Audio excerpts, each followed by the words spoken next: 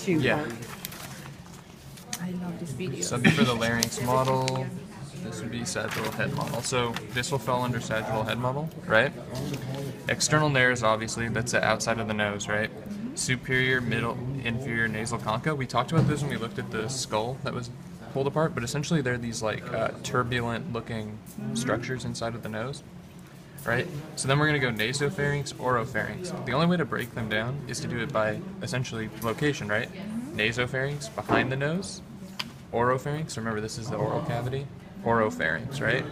It's very hard to tell the difference, right? Because it's based just upon those location, but it's a continuous pathway, right? Can I just quickly say, so you're saying Yeah. this is the superior, the middle, And then and the inferior yeah, nasal see how they're concha. A, B, Okay, C? So that's good if like you want to go label it in your notes, A, B, and C. awesome. And Right. could you point to the nasopharynx again and Yeah. oral? So this will be nasopharynx back here, Okay.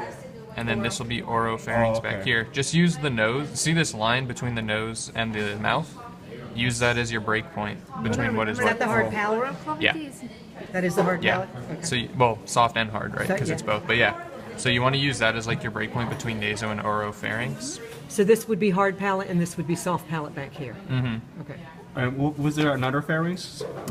Yeah, so the Another one? last one's laryngopharynx.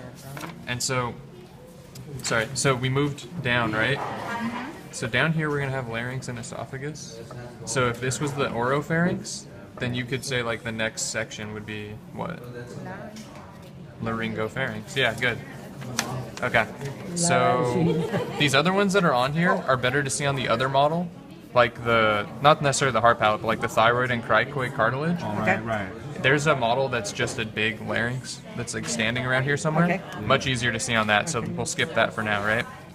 So larynx is going to be here, right? And it's going to go a little bit downwards, right? But it's more like this zone, right? Okay. And then esophagus is this tube behind it. Where the food goes. Yep. And so when we were talking before about what kind of tissue was going to be in there, right? what's there. It's going to be stratified squamous, right? Why? Because because of the food going down, it'll keep Exactly. it'll Yeah. keep repairing itself. So we want the ability to have some protection so we don't bleed into our throats if something too hard goes down there, right?